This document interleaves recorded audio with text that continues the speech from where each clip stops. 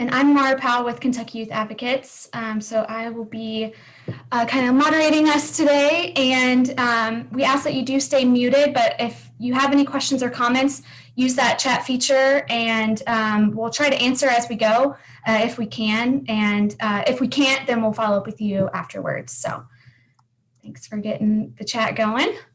So today we're going to be going through and learning a little bit more about the Blueprint for Kentucky's Children policies, which we've been talking about all week during Children's Advocacy Week, and then hear from a state legislator and an elected or another official in the education realm about the 2021 General Assembly and why we need you to be advocates for Kentucky kids. So I'm now going to turn it over to our partner co-host to introduce themselves and share a little bit more about their organizations. We're joined by Mike Hammonds of Learning Grove and Jane Herms of FamilyNurturing Center, both in Northern Kentucky. Mike, you want to take it away first? Well, sure. Thank you for inviting me to be part of this co-hosting, and I'm thrilled. And I'm thrilled to see such a good group of folks, mostly from Northern Kentucky. So welcome, everyone. Thank you for joining us. I'm with Learning Grove. And Learning Grove used to be Children, Inc. We merged with Cincinnati Early Learning Centers a year ago. We're operating child care centers on both sides of the river, but we also do much more in terms of innovation, work around resiliency and social emotional learning. We work with coaching of students in middle school and high school. We work with the schools. We have center-based care and school-based care. We work with employers. So we do a lot. I do advocacy, and it's a perfect for me at this stage of my career. I'm glad to be part of it. Jane? I'm Jane Herms with FamilyNurturing Center, and we're proud to be a FACEIT partner and a partner with Learning Grove. We work collaboratively all the time and with many of you all as well. I think most people on the call are familiar with FamilyNurturing Center, but we are a child abuse prevention and treatment agency and have a whole range of prevention and education and treatment services designed to help children and families. We provide trauma-focused therapy services, master's level, highly trained clinicians that are working with kids who have experienced abuse, but also with adults who experienced abuse as children. We do parenting classes. We do education and prevention in the schools. We have education for adults with the Stewards of Children program and how to prevent and react responsibly to child abuse allegations or disclosures or concerns. And then we also provide supervised visitation services at our Ohio location and parenting services as well. We serve about 25,000 people a year through a whole range of free services. And I think the idea of all of our organizations doing advocacy work in addition to being boots on the ground and helping people directly is a great way for us to do have real systemic change and not only be serving children and adults now, but really being able to change the environment for families of the future. Absolutely. Thank you. We appreciate your partnerships. And as a Northern Kentuckian myself, we appreciate all the work that you do in the region. So just to get our brains going and to give us an opportunity to kind of connect virtually with one another, we're going to do a couple of poll questions. Now, this is going to be a test of my Zoom skills to make sure it all goes smoothly. So here is the first one. Approximately how many Kentucky kids live in Kentucky? Go ahead and, oh, sorry, I didn't launch it. There we go.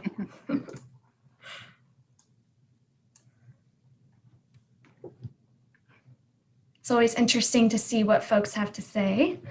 And if you are familiar with the Kids Count County Data Book, you may already know the answer.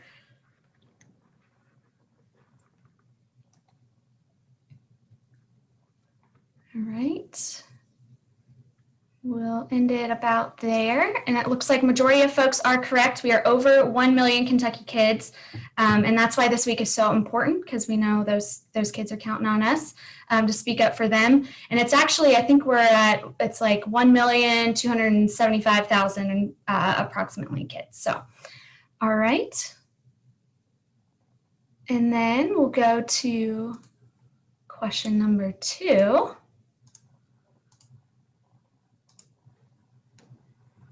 All of you today are advocates for kids, and so how long have you described yourself as an advocate? Is this your first time realizing, or have you described that as yourself for several years, a year, decades?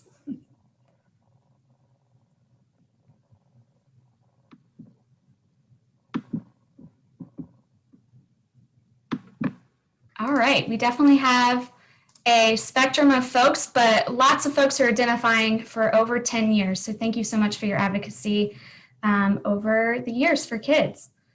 All right, and then question number 3. How many children's advocacy days have you attended in the past? So as you all may know, we switched it up this year to Children's Advocacy Week, but in years past, we've done Children's Advocacy Days at the Capitol, and I think those date back to 2004. So we're interested to know, and if you could drop in the chat when your first Children's Advocacy Day was, we'd love to hear that, and how long you have been joining us. We have lots of folks who this is their first time, almost 50%. So thank you so much for tuning in. We appreciate that and are excited to have you. There's those results. Yeah, and thanks for sharing in the chat when you started joining us. And then our final question. So what advocacy actions are you most proud of? Advocacy can look different for everyone, whether that's advocating on behalf of a child or within the halls of Frankfurt or within the school board or, all sorts of things.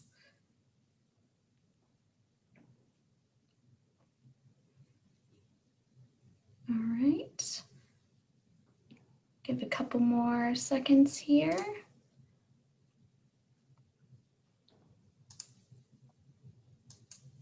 All right, and it looks like most being there for a child when they're struggling is how you are most proud of that, and I think that is very valiant.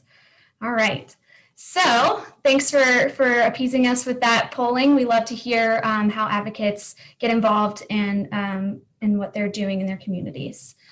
All right, so now I'm going to turn it over to my colleagues Ben and Alicia to tell you a little bit more about the blueprint for Kentucky's children, and I'm going to share my screen. Give me just 1 minute.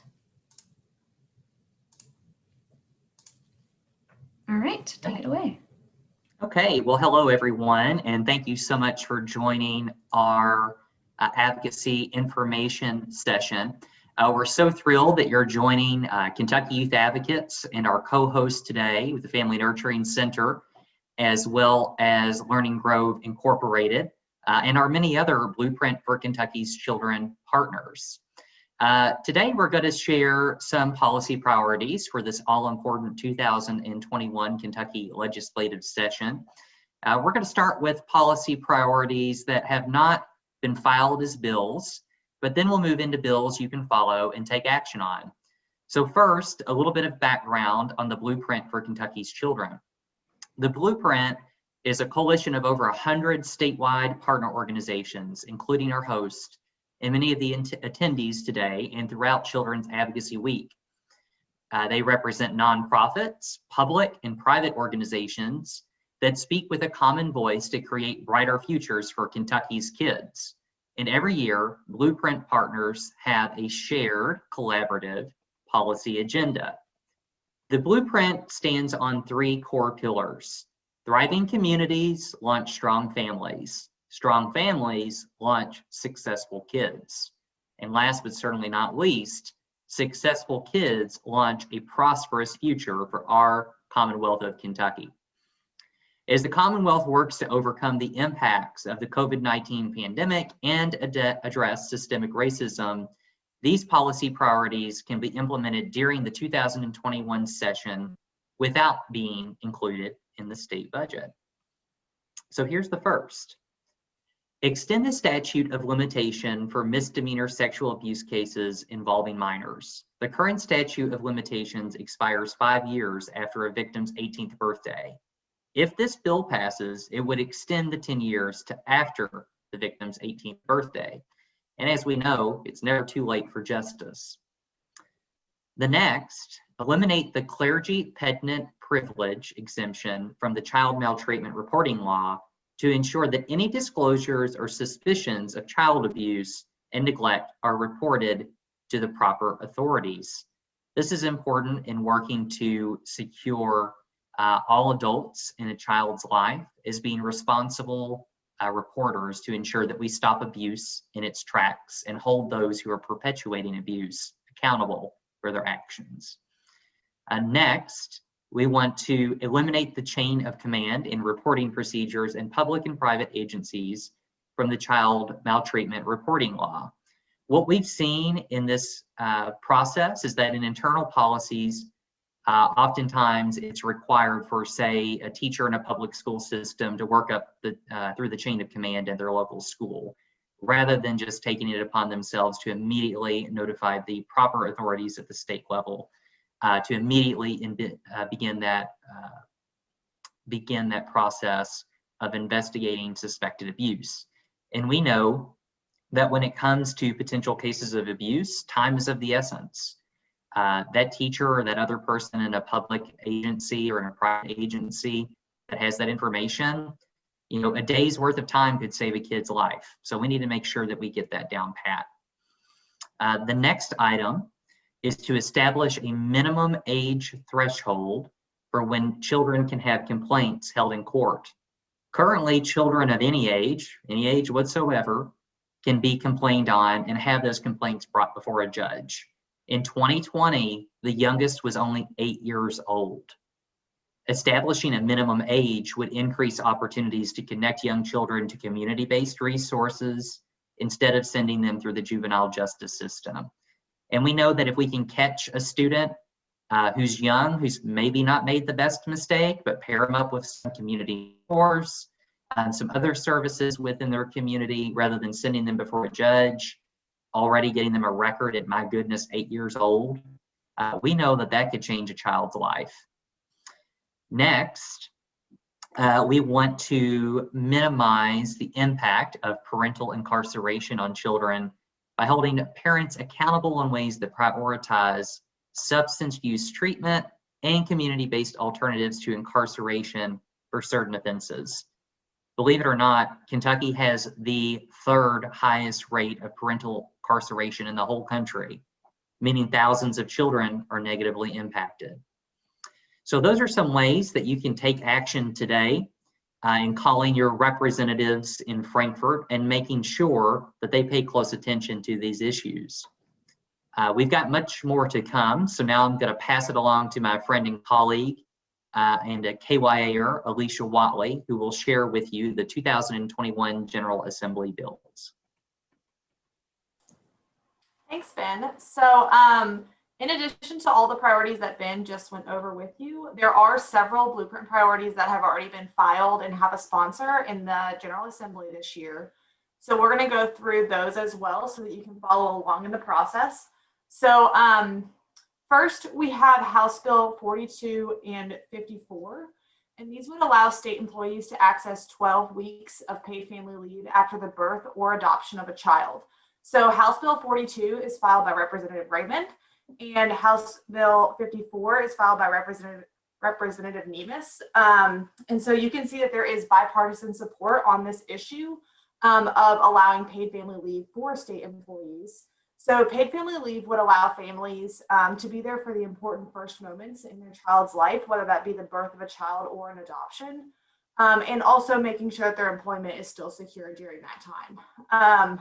Paid family leave has proven short and long-term health and well-being benefits for families, as well as being proven to return on investments for employers. Currently, Black and Hispanic workers are less likely to have access to paid family leave than people who are white.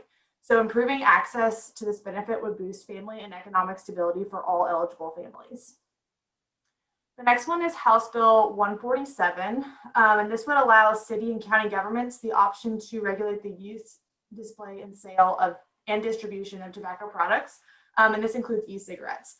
So House Bill 147 is filed by Representative Moser, And it's co-sponsored by Representative Bojanowski. And so again, we see bipartisan support for this policy, which is great to see.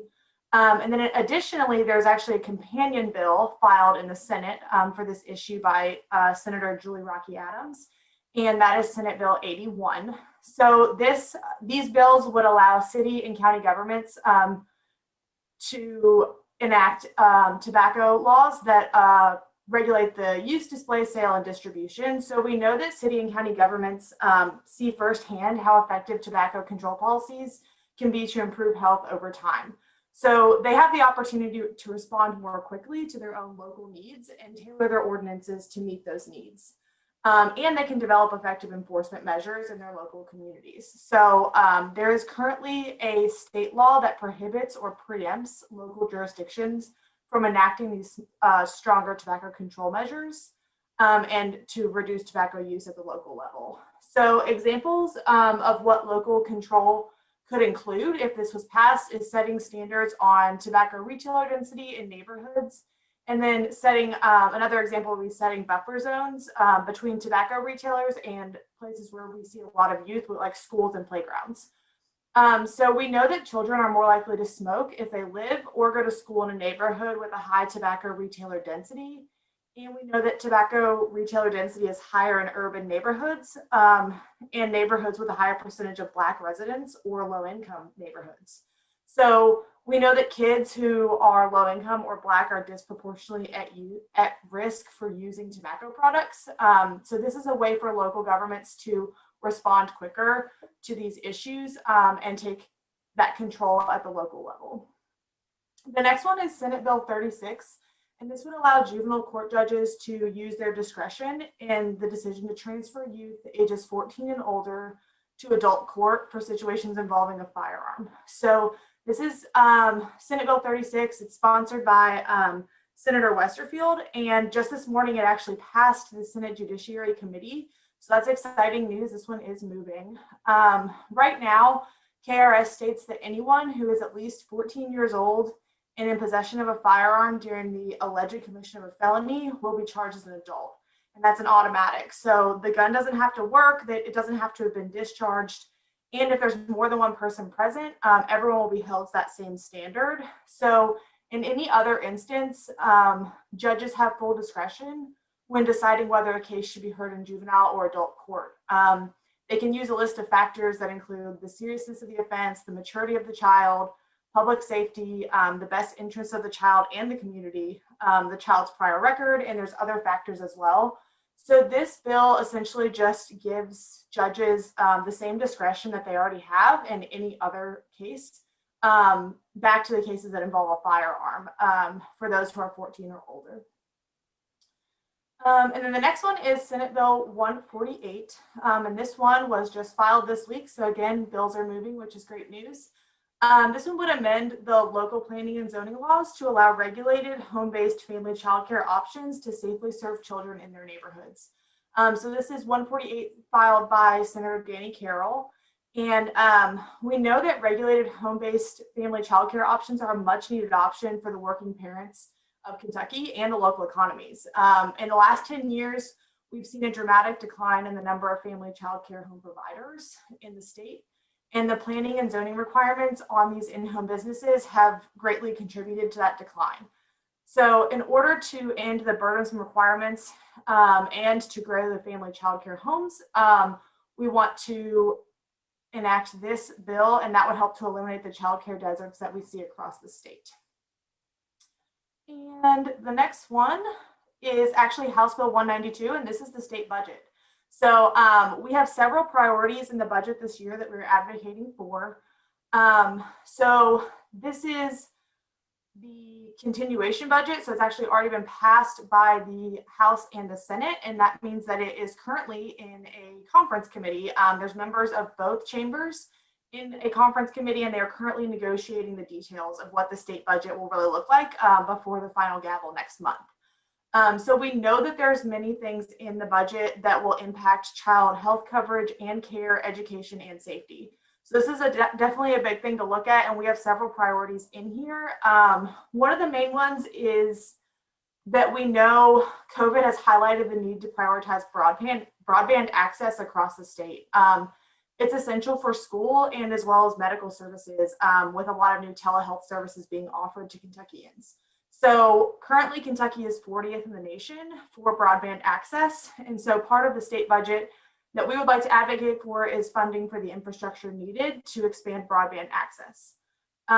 We also want to ensure dedicated funding to implement the expanded care services policy to support student health. And then along those lines with school health, we want to make sure that we're sustaining funding for those family resource and youth service centers, or FRISKIs, which are such an important support for many of our children across the state. We also want to prioritize sustained funding for kinship caregivers.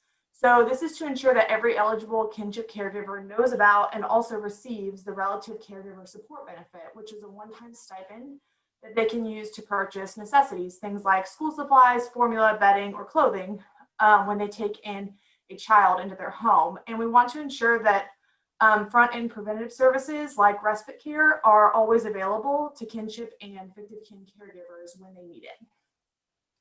Another budget priority is our child welfare budget priorities, and there's a few of these. That includes strengthening funding for programs like K-STEP and START. And we know that substance use played a significant role in over half of the cases involving kids who are removed from their homes in Kentucky. So these programs are proven effective in helping parents achieve sobriety while also safely caring for their children. It's also important to point out that for every $1 spent on the START program, Kentucky saves $2.22 in out-of-home care costs. So that's a really big way that we can save money down the road by investing.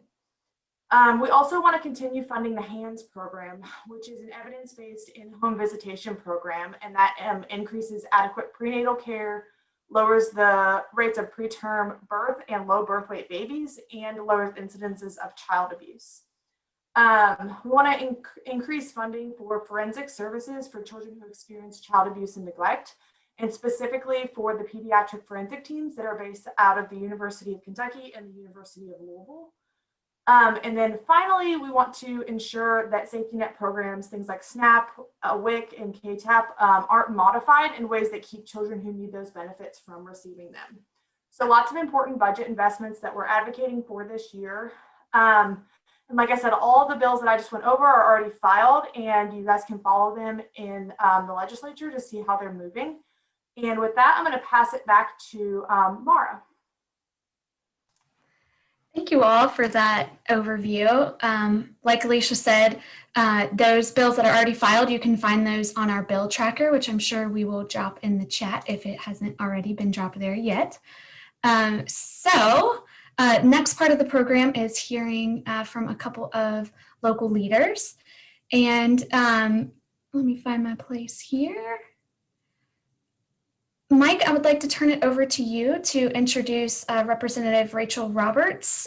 We have a video recording from her, so she wasn't able to join us, but she wanted to be included into today's program. So if you could introduce that, that would be great. Thank you. I guess most of you know that the session is restarted this week, and it was difficult to get legislators to be able to take time off. They're in committees or they're in full sessions. So we extended invitations to a number of Northern Kentucky legislators, and several responded.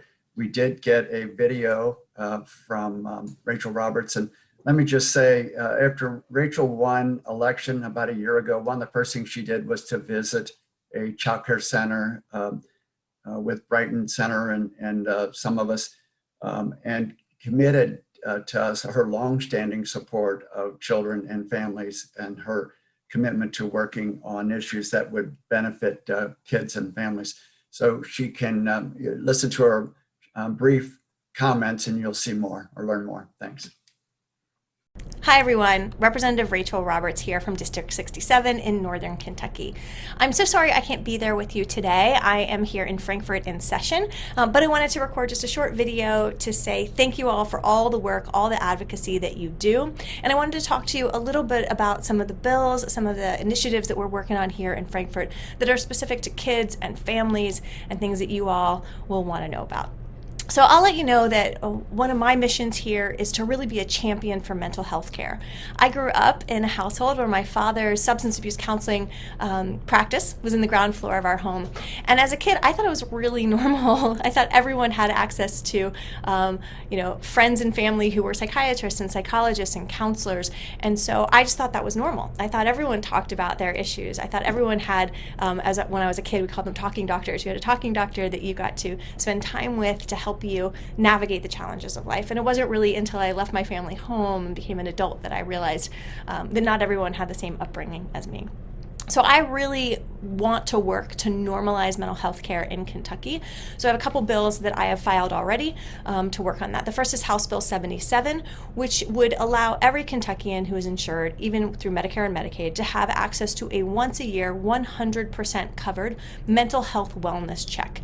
Just like you go to have your physical check every year, you would have a mental health checkup so that you establish with a provider, so that if there is a time of need, you already know who to call, someone who is already trusted and has been in your life. I've also filed 2 maternal mental health bills. The first one would create a pamphlet and a website through the state that would give every mother, every new mother, information on how to access treatment, programs, and support for any kind of postpartum depression. And that pamphlet would also help them identify some of the triggers for postpartum depression and some of the signs and symptoms. And the second maternal health bill is for a group of mothers I think are often forgotten and overlooked in our state, which are those who suffer miscarriage or stillbirth. So that bill would ensure that those mothers have access to mental health care services after suffering such a loss. Those are the ones I'm working on here. Also, as the Democratic Women's Caucus, we put forward today, as I'm recording this, we put forward a slate of over 20 maternal and infant health care bills because we want Kentucky to stop being number one in all the worst outcomes for moms and kids. So we put together this proactive slate of bills, and we are here to champion for mothers, for families, and for children in Kentucky. If you ever need to reach out to me, please do so. I'm pretty easy to find. You can find me on social media at Rachel, 4KY. Any messages you send there will come directly to me, and you can always reach me through the Frankfort legislative line. Again, thank you all so much for your advocacy, for your outreach, for your hard work. Let's all keep working hard to make our community even greater, even better, and to support Kentucky families. Please stay well, be kind to one another, and I can't wait till we can all be in person again. Bye. Mara, Representative Wheatley said he was going to try to get on the call. I don't know if he was able to get on the call. I wasn't able to tell. But for those that want to reach out to Rachel Roberts, I think Ben has listed her contact, the link to her contact that you can contact her. But I don't know if you can tell if Representative Wheatley is on the call. I do not believe so, Okay. but we will keep an eye out for that for sure. I want to So, point yes. out 2 others that have been champions for children and families, and Representative Kim Mosier from Taylor Mill. Her father just died late last week, and I think the funeral was one day this week, although she's balancing her personal life with a very, very busy role in the session. And then Representative Massey from Boone County has been a supporter of early childhood for a long time too, but he's in the thick of things with sponsoring a couple of pieces of legislation and wasn't available. Yeah, thanks for that, Mike. And Representative Mosier kindly joined us, I think it was yesterday, for our Health Policy Forum and for our Smoke Free Tomorrow Coalition, our partners there for a rally. So we do appreciate her making time to join us this week, despite those personal things going on. So now I'm going to turn it back over to Jane to introduce a education leader from Northern Kentucky.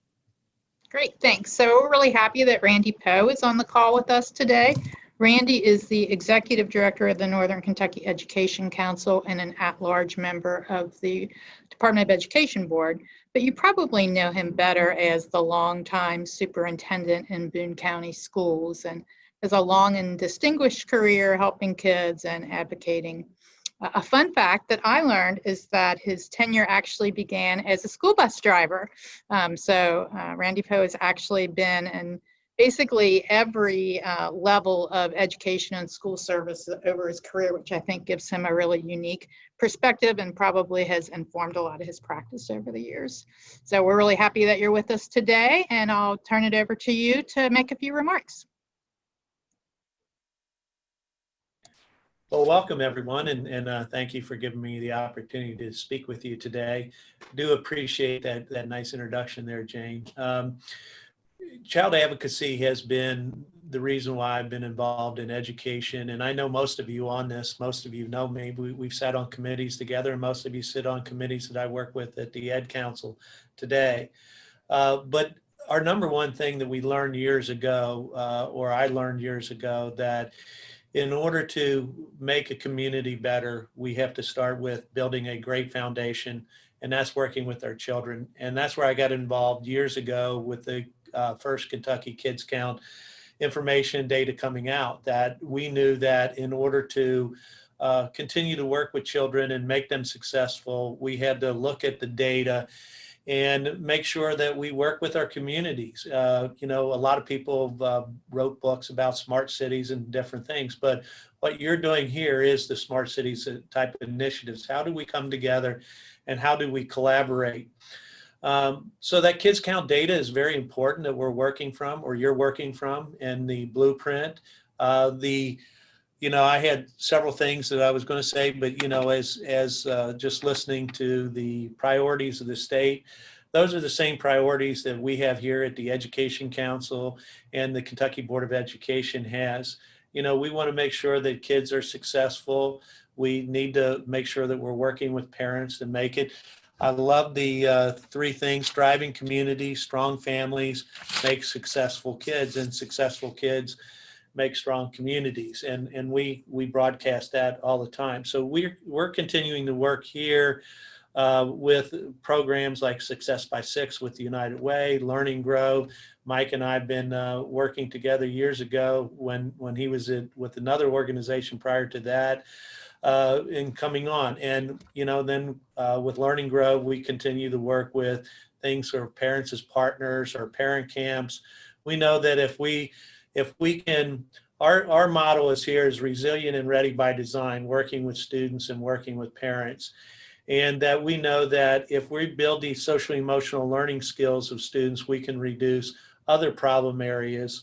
So the programs and activities that we work on, you know, others will call them 21st century skills. We just call them the essential skills today that we need. And very happy that the Kentucky Department of Education the other day passed what they called the Kentucky Continuum, bringing the executive branch, the legislative branch together in the post-secondary branch of education, so that we're working on that pipeline of P20. So that's going to be exciting, because that's the first time that in the educational world that the three different departments for early childhood, K-12, and post-secondary are going to be meeting and working together as a team. So we're excited about that. And the work that you've talked about here is a lot of the work that we need to do to eliminate those obstacles and those barriers so children can be successful. We know, as you know, that family, student, and community involvement is very important. That's things that we're working on here at the Education Council and changing from our coalition work around those three things. So 3 of our 4 things are lining up, working in making sure that we build social emotional supports, academic behavioral opportunity, and mentoring supports for our students. So I just applaud the blueprint for children. It's been important to me. I was in education, as mentioned, for 37 years in Boone County. I was fortunate to start my teaching and bus driving and doing all those things back in the early days, 37 years ago. You just didn't be a teacher at the school building. You did multiple things. So bus driving was there from day one, along with teaching and coaching and so forth. But we know it's relationships with kids and relationships with parents, and it's about relationships with their community to make this successful. So I applaud what Rachel Roberts just talked about, as you talked about Buddy Wheatley has been strong in that area. As you mentioned, Rep. Massey and Kim Mosier. We work with Kim Mosier on a lot of mental health issues in relationship to students. In Northern Kentucky last year, we had the 3rd annual Mental Health Summit. And it's very important that we're not only focusing on student mental health, but we're also focusing on the mental health of our parents too, especially in this time of COVID. So I could go on with a lot of things, but I just wanted to say thank you for allowing me a few minutes to say that really applaud your blueprint. I'll be working as the education counselor advocating in Frankfort for these initiatives that you have put there. I'll continue advocating for those on the Kentucky Board of Education within those areas. So thank you for what you all do. And thank you for working on committees, with us here at the Ed Council and with the Family Nurturing Center. So thank you, Jane, and I'll turn it back to you. I just appreciate the opportunity to be with such great advocates for children here. Well, thank you so much for those kind words. And as a Ryle High School alum of 2010, and I am proud to have you on here. And thanks so much for your words and for your advocacy for kids for the past 37 years. So we appreciate it, you joining us. So in our remaining time here, I want to chat with Jane and Mike a little bit more about some of those policy and budget priorities that really resonate with them and their respective organizations. So Mike, you're obviously a fierce advocate for childcare, and I know supporting the childcare sector has been top of mind for many. Most recently, last night, I was watching Trevor Noah on The Daily Show, if there's any other Trevor Noah fans, but he was talking about childcare and that sector. We heard this morning with Lieutenant Governor Coleman. She talked about the importance of accessible quality childcare as well. So, we talked about those blueprint priorities, but if you want to talk a little bit more about Learning Grove, priorities and the childcare advocates and what you all are pushing for this session. Well, thanks, Maura. I think everyone on the call knows the importance of childcare, both from the standpoint of preparing children for life, but also allowing parents to work and know that their children are being well taken care of. Unfortunately, we don't have a system that provides the enough childcare all across the state for all the parents, all the working parents and parents who are going to school, all those who need it. We need to do more. And there are two things that we desperately need to do. And one is to increase reimbursement so that the financial partnership between private childcare providers and the state works. And right now it doesn't. It's an unstable financial model that hasn't been working for a long time. So we need to increase the funding so that reimbursement to those providers is feasible. And only 17% of Kentucky's children in childcare receive childcare assistance from the state. And the reason for that is, one of the reasons is that the reimbursement rate is so low. The other thing, so we've asked the General Assembly, as they're working on the budget, this next one-year budget, we've asked them to include $12 million to increase reimbursement. The other thing we're working to do is to increase eligibility so that we ultimately want to get to 200% of poverty for working parents and make that the same for childcare assistance as well as preschool funding. So the public preschool would be open to children and families of up to 200% of poverty. So it's going to take a while to get that, and it will be something that will depend on more federal funding, but the state needs to invest in that too. Thanks, Mike. And we know Congress has been allocating some funds, but we know there's always room for more. So thanks for those comments. Yes, those funds, especially to get us through the pandemic, it's been a huge burden on childcare centers, and so many of them have already closed. We can't afford to have any more closed. We already have too many areas that are desert areas, where there is no childcare. So we've worked hard. Ben has taken the lead in helping us reach members of Congress to make that case, and they've responded. I think we're going to need to see more in order to get us through the losses that the pandemic has caused. But thanks for bringing that up. Absolutely. All right, thanks. And Jane, you mentioned it as a member of the COSAR Charities Face It Movement's policy team. There are several priorities there. So are there any focused efforts that to support families and keep kids safe that animate you and Family Nurturing Center this session? Sure. Well, I think first of all, we are all in on the whole blueprint and all of the FACE-IT priorities because they're so interrelated, regardless of what your specialty is or what organization you work for. I think all of these things are connected and we can't just make progress in one. We have to make progress in all of those things. Family Nurturing Center actually got its start way before my time as the Northern Kentucky Committee of Concerned Citizens. And it was a group of leaders who were concerned about the number of child abuse reports in the community. And they weren't concerned that there were too many, they were concerned that there were too few. There were like 77 reports of child abuse in all 8 Northern Kentucky counties at the time. And so that group really was instrumental in getting the mandatory reporting laws passed that are now some of the strictest in the country. In Kentucky, everyone is a mandatory reporter. But not everybody knows that, and we still have barriers. So those pieces in the common sense changes that you've put forth, looking at modifying mandatory reporting to take out that extra step of reporting to a supervisor, I think are really key. And we see that all the time. We do a lot of prevention work in schools. You might have seen our Kids on the Block puppets that go into the schools and talk to kids and help them to recognize and report child abuse. And after every show, every performance, we hear that there are reports made to the cabinet.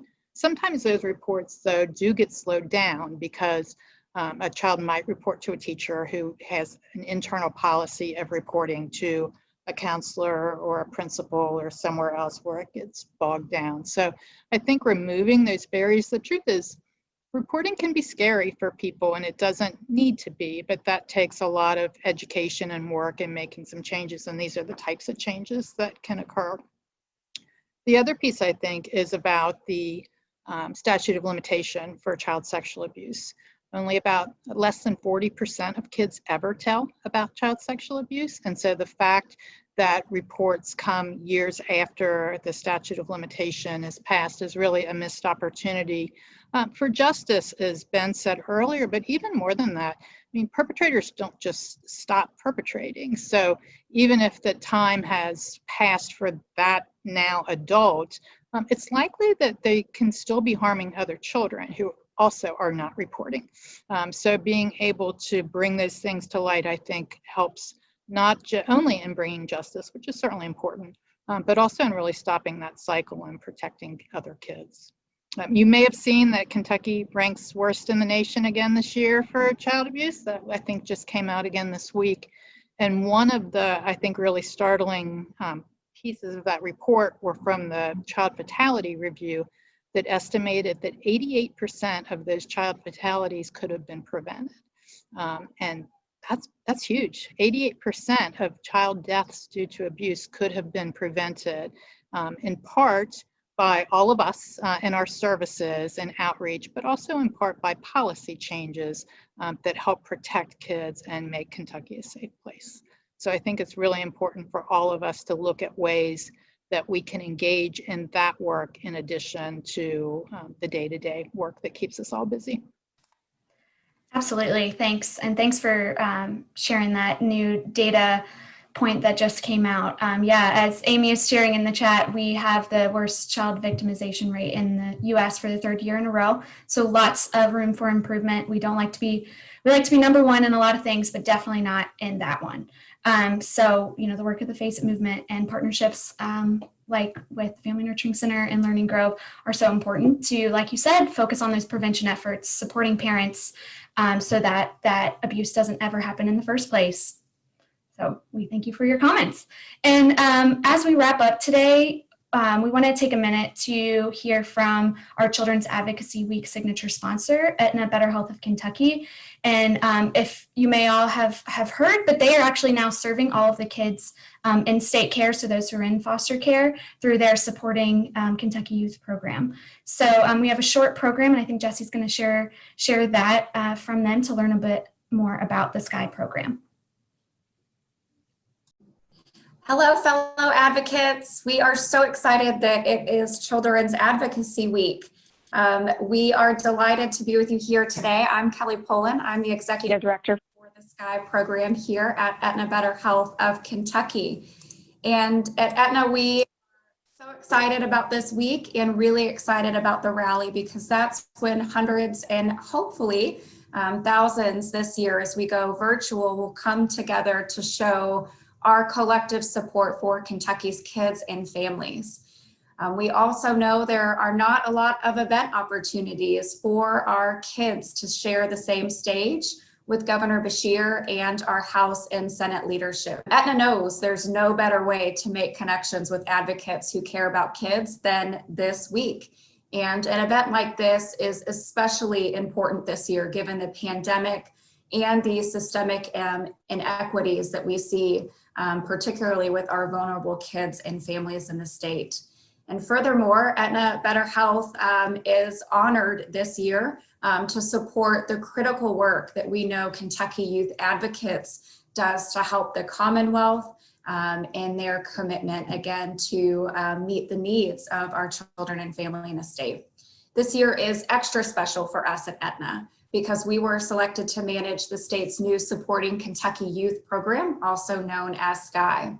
And this really means that children and youth in out-of-home care, including former foster youth, youth who are placed in kinship or relative placements, Medicaid eligible youth in the juvenile justice system, and children and youth in out-of-home care and adoption assistance youth began receiving their Medicaid coverage through Aetna starting in January. And in addition to covering Medicaid benefits, we are going to be providing a high-touch approach to care management for this population. And this really helps children and families navigate the systems and make it easier for them to get the resources that we know that they need. Our care management team is going to be helping Kentucky's children and families find local providers, schedule appointments, and even help these members get rides to and from their medical appointments. And we will also be providing extra bonus benefits like cell phones, laptops, and wireless plans to some youth so that they can maintain those very important connections to their support system. Members in SKY can also get other extra benefits to set them up for success, like GED prep classes, job training, life and financial skills coaching, and much more. Plus, we offer a few other helpful extras like our duffel bag program that's full of essential and fun items and a surprise birthday box that includes, well, we don't want to really ruin the surprise for you all. In addition to these extra benefits, we will be working really closely with the families that our youth and providers and others who are involved in these children's lives work with, so that we can help equip them with the tools they need so that together we can achieve the best possible outcomes. We will be providing free training to the stakeholders that are in the child welfare and juvenile justice systems. Some of our free training includes a trauma-informed care overview, which really provides an overview of the components of trauma-informed care and the impact of adverse childhood experiences. And another training I get really excited about is our Human Trafficking 101 training. In this training, we're really helping our participants understand what human trafficking is, what resources are available, and help them learn how to meet the complex behavioral health and support needs of this population. If you are interested, upcoming events and opportunities like these that I just mentioned will be online at www.aetnabetterhealth.com/Kentucky/event. Finally, I just wanted to mention one of the most frequently asked questions that we've been getting as we're implementing this new model here at Aetna Better Health with the state of Kentucky is really about existing relationships with providers who are not enrolled with Aetna. The SKY program is really focused on engaging our members and their networks of support. And we really appreciate the importance of SKY members' established relationships with their providers. So we would like to help maintain that relationship so the SKY eligible youth can access all of these wonderful supports and services that SKY offers, but also still maintain that invaluable relationship with their providers. So we want to let you know that caregivers or providers can reach out to us directly and reach out to our SKY provider relations team to get enrolled in our network so that the providers can continue to see our members. Our contact information is going to be on a one-pager and in our mobile app. And we will be sure to share that with you. I'll drop our phone number real quick. It's 1-855-454-0061, or reach us by email at kyproviderrelations@aetna.com. And there's no need for a special contract to provide services to Sky members. All participating Aetna Better Health of Kentucky providers are available to see our Sky members under their existing contract with Aetna. Again, we're so excited and honored to be partnering with KYA and to be partnering with all of you. I am certain that we are going to have a very powerful Children's Advocacy Week. Thank you for this opportunity to spend some time with you today. Again, we thank Aetna for their support of the week. So what do we do with all this information we learned today? Take action, contact your legislators. If you have a relationship with Representative Roberts, a follow-up email sounds great. And any other legislators who you are their constituents, share the blueprint with them. And be sure to check out that bill tracker so you can stay up to date on blueprint bills as they move. And some other tools to stay connected. Of course, we're in day 4, so hopefully you've been using the Children's Advocacy Week app. You can also find recordings of past events on our YouTube or our Facebook Live if they were shared there. Make sure you're following us on social media. If you're not, we're on Facebook, Twitter, and Instagram. Give us a like, please. And be sure to look up your legislators and contact info if you don't know who they are yet. So we thank you for joining us, and we'll get you out a couple minutes early. Thanks all. Thank you.